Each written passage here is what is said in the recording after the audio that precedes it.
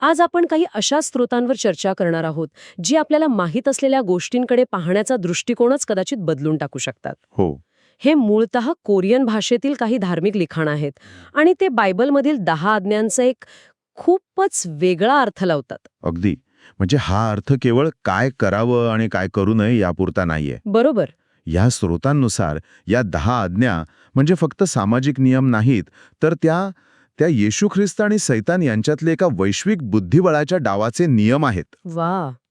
विश्वाच्या सिंहासनासाठी एक कायदेशीर लढाई हां, असं काहीसं स्वरूप याला दिलंय, नाही का? अगदी तसंच. त्यामुळे आपल्या सगळ्यांना माहीत असलेल्या या आज्ञांच्या मागे दडलेलं हे वैश्विक नाट्य उलगडणं हं. आणि त्या प्रत्येक नियमाचा या मोठ्या संघर्षात काय अर्थ लागतो हे समजून घेणं, हेच आपलं आजचं ध्येय आहे. चला तर मग. चला, यात जरा खोलवर शिरून बघूया. ठीक आहे? तर सुरुवात करूया सर्वात मूलभूत आज्ञेपासून. हत्या करू नकोस. आता बरोबर पाहता याचा अर्थ अगदी स्पष्ट आहे. हो, पण या स्रोतांनुसार याचा संबंध फक्त शारीरिक हत्येशी नाहीये. तो त्यापेक्षा खूप मोठा आहे. अच्छा. हो, म्हणजे तुम्ही अचूक मुद्दा मांडलाय. इथे हत्या या शब्दाला एका तात्विक उंचीवर नेलाय. हे स्रोत असं सांगतात की येशू स्वतः सत्य आहे. ओके. त्यामुळे सत्याला नाकारणं किंवा त्याचा द्वेष करणं हीच मुळात पहिली हत्या आहे. शारीरिक हत्या ही तर त्या द्वेषाची फक्त एक बाह्य अभिव्यक्ती आहे. अरे वा. म्हणजे सत्याचा स्वीकार न करणं हे एका अर्थाने हत्येच्या इच्छेसारखं झालं. बरोबर. आणि म्हणूनच जेव्हा येशूचे शब्द लोकांच्या मनात घर करत नाहीत तेव्हा ते त्याला मारण्याचा प्रयत्न करतात. हा मुद्दा येतो या स्रोतांमध्ये. अगदी तसाच. आणि यामागे मूळ खुणी कोण आहे हेही ते स्पष्ट करतात. सैतानाला, ज्याला या स्रोतांमध्ये हेलेल असंही म्हटलंय, त्याला पहिला खुनी मानलं जातं. पण त्याची पद्धत कोणती? त्याची पद्धत तलवार किंवा विष नाही, तर फसवणूक आहे. फसवणूक. हो. आदाम आणि हव्वा यांना तुम्ही मरणार नाही असं सांगून त्याने त्यांना सत्यापासून दूर नेलं. एका अर्थाने त्यांची आध्यात्मिक हत्या केली. आणि तोच डाव तो येशूच्या बाबतीत खेळू पाहतो. आणि याचा संबंध म्हणजे आपल्या रोजच्या जीवनाशी कसा जोडला जातो? इथेच ते वचन महत्वाचं ठरतं. जो कोणी आपल्या भावाचा द्वेष करतो तो खुनी आहे. अच्छा. या स्रोतांनुसार येशू हा संपूर्ण मानवजातीचा खरा भाऊ आहे. त्यामुळे त्याचा किंवा त्याच्या सत्याचा द्वेष करणं हे त्या वैश्विक हत्येत सहभागी होण्यासारखंच आहे. सैतानाने येशूला वधस्तंभावर खेळलं.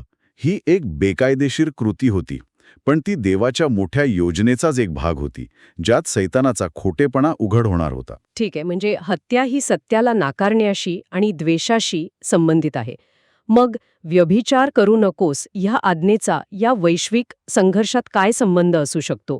कारण वरवर पाहता हा एक खूपच वैयक्तिक गुन्हा वाटतो. हा प्रश्न खूप महत्वाचा आहे, कारण इथेच या संघर्षाचं स्वरूप अधिक स्पष्ट होतं. ओके. या स्रोतांमध्ये एक शक्तिशाली रूपक वापरलं आहे. चर्च म्हणजे सर्व विश्वासणारे ही ख्रिस्ताची वधू आहे आणि ख्रिस्त तिचा वर आहे. अच्छा.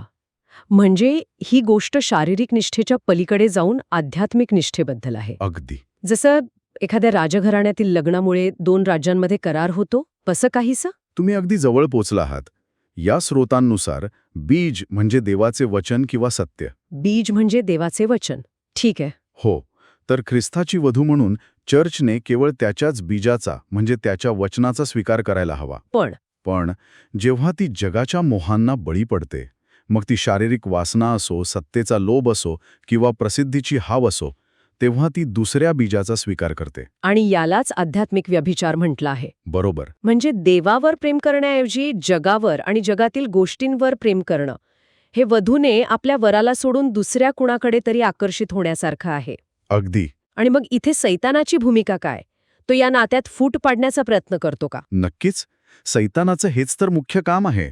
तो जगाला इतका आकर्षक बनवून सादर करतो की वधूला म्हणजेच चर्चला आपल्या वरापेक्षा जगच जास्त प्रिय वाटू लागतं. तो तिला व्यभिचार करण्यास प्रवृत्त करतो, जेणेकरून तिची देवावरील निष्ठा कमी होईल आणि हा करार मोडला जाईल. हा देवाच्या योजनेवर केलेला थेट अल्लाह आहे. आता या स्रोतांमधला एक असा मुद्दा येतो जो या सगळ्याकडे पाहण्याचा आपला दृष्टिकोनच बदलून टाकू शकतो. ते म्हणतात की इतिहासातील सर्वात मोठी चोरी ही सोनं किंवा हिऱ्यांची नाहीये, तर संपूर्ण विश्वाच्या वारसा हक्काची आहे. बरोबर. आणि यासाठी वापरलेलं शस्त्र कोणतं? तर एक साधं खोटं बोलणं. चोरी करू नकोस आणि खोटी साक्ष देऊ नकोस या 2 आज्ञांना इथे एकत्र गुंफलं आहे. हो. आणि हीच या संपूर्ण वैश्विक संघर्षाची मूळ संकल्पना आहे. हे समजून घेण्यासाठी आपल्याला आधी वारसा हक्क म्हणजे काय हे समजून घ्यावं लागेल. सांगा ना. स्रोतांनुसार देवपुत्र असलेल्या येशूने स्वतःला रिक्त करून एका सामान्य माणसाच्या रूपात जन्म घेतला. या त्याच्या त्यागामुळे आणि आज्ञापालनामुळे देवपित्याने त्याला संपूर्ण सृष्टीचा वारस बनवलं. एक मिनिट. संपूर्ण सृष्टीचा वारस म्हणजे फक्त पृथ्वी नाही तर? तर चक्क काळ आणि अवकाश म्हणजे टाइम अँड स्पेस. अरे देवा. हो, संपूर्ण अस्तित्वाचा तो वारस बनला. त्यावर राज्य करण्याचा, त्याला सांभाळण्याचा हक्क त्याला मिळाला. आणि सैतानाला नेमकी हीच गोष्ट चोरायची आहे. हाच त्याचा अंतिम उद्देश आहे. पण एक मिनिट थांबा. सैतान तो देवाच्या वारसा हक्काला आव्हान कसं देऊ शकतो? देव तर सर्व शक्तिमान आहे. त्याची आज्ञा चुकीची आहे हे सिद्ध करण्याचा प्रयत्न करणं हेच मुळात वेडेपणा वाटतं. इथेच तर खरा डाव आहे. सैतान थेट शक्तीने लढत नाहीये. तो एक कायदेशीर लढाई लढतोय. कायदेशीर? हो, तो देवाच्या शासनाच्या मूळ तत्वालाच म्हणजे प्रेमाच्या आज्ञेला आव्हान देतो. तो हे सिद्ध करण्याचा प्रयत्न करतो की प्रेमावर आधारित शासन प्रणाली सदोष आहे, ती अव्यवहार्य आहे आणि ती पाळली जाऊ शकत नाही. अच्छा, म्हणजे एखाद्या देशाच्या संविधानालाच आव्हान देण्यासाठी आहे हे. अगदी. जर कायदाच अन्यायकारक किंवा पाळायला अशक्य आहे हे सिद्ध झालं तर बंडखोराला सत्ता काबीज करण्याचा कायदेशीर मार्ग मोकळा होतो. अगदी बरोबर. आणि इथेच खोटी साक्ष हे त्याचं सर्वात मोठं शस्त्र ठरतं. ते कसं? देवाची आज्ञा पाळायला खूप कठीण आहे. ती एक जड ओझं आहे. प्रेम वगैरे ठीक आहे, पण जगात टिकायचं असेल तर सत्ता आणि शक्तीच लागते. ही सगळी वाक्य म्हणजे देवाच्या शासनाविरुद्ध दिलेली खोटी साक्ष आहे. आणि या स्रोतांनुसार ख्रिस्तविरोधक म्हणजे कोण? तो याच खोट्या साक्षीचा भाग आहे का? हो, जो कोणी येशू ख्रिस्त मानवी रूपात आला होता हे नाकारतो तो ख्रिस्तविरोधक आहे. असं का? कारण एका माणसाने, येशूने, मरणापर्यंत देवाच्या प्रेमाची आज्ञा पाळून दाखवली. ही एकच गोष्ट सैतानाचा संपूर्ण युक्तिवाद खोडून काढते. ती सिद्ध करते की प्रेमाची आज्ञा पाळणं शक्य आहे. अच्छा. म्हणूनच येशूच्या मानव असण्याला नाकारणे ही सर्वात मोठी खोटी साक्ष आहे. हा त्या चोरीच्या कटाचाच एक भाग आहे. अरे वा. म्हणजे चोरी आणि खोटी साक्ष ह्या दोन वेगळ्या गोष्टी नसून एकाच मोठ्या कटाचा भाग आहेत. हे तर एखाद्या थ्रिलर चित्रपटाच्या पटकथेसारखं वाटते. हो, खरं तर तसंच आहे. चोरीचा प्रयत्न हा थेट नाही, तर आधी कायद्याची वैधता नाकारून म्हणजे खोटी साक्ष देऊन आणि मग वारसा हक्कावर दावा करणे असा हा डाव आहे. आणि जे लोक देवाच्या मंदिरात येऊन फक्त बाह्यतः उपासना करतात पण मनात पाप ठेवतात, त्यांना या स्रोतांमध्ये चोरांच्या गुहेत आश्रय घेणारे म्हटलं आहे. असं का? कारण ते देवाच्या घराचा वापर आपल्या पापांना लपवण्यासाठी करतात, जे एका अर्थाने देवाच्या नावाचा गैरवापर करून चोरी करण्यासारखंच आहे.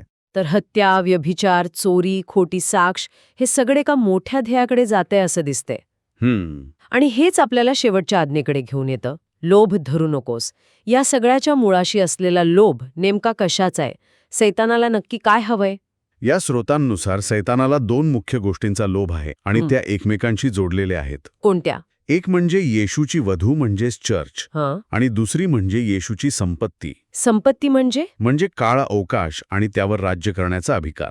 आणि या दोन गोष्टी एकमेकांशी कशा जोडलेल्या आहेत? म्हणजे वधूचा आणि संपत्तीचा काय संबंध? संबंध खूप जवळचा आहे. सैतानाचा प्लॅन असा आहे की जर त्याने वधूला म्हणजे चर्चला भ्रष्ट केलं, तिला जगाच्या मोहात पाडून देवाच्या आज्ञा मोडायला लावल्या, ओके, तर तो हे सिद्ध करू शकतो की बघा, ज्यांच्यावर तुम्ही इतकं प्रेम करता, तुमची स्वतःची वधूच तुमची आज्ञा पाळू शकत नाही. याचा अर्थ तुमची प्रेमाची आज्ञाच सदोष आहे. आणि जर त्याने हे सिद्ध केलं तर मग येशूचा वारसा हक्क आपोआप अवैध ठरतो. अच्छा. मग सैतान म्हणू शकतो की प्रेमाचं राज्य अयशस्वी ठरलं आहे. आता जो सर्वात शक्तिशाली आहे त्याचं राज्य असायला हवं. आणि सर्वात शक्तिशाली असल्याचा दावा तो करतो. अशा प्रकारे वधूला भ्रष्ट करून तो वारसा हक्क हिसकावून घेऊ इच्छितो. म्हणजे या संघर्षात चर्चची भूमिका निर्णायक आहे.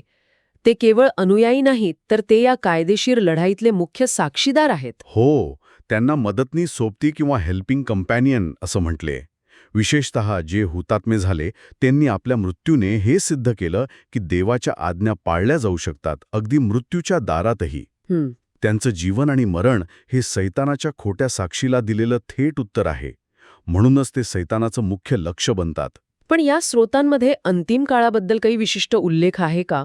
काही विशेष गट किंवा संख्या याबद्दल काही माहिती आहे का? हो, नक्कीच आहे.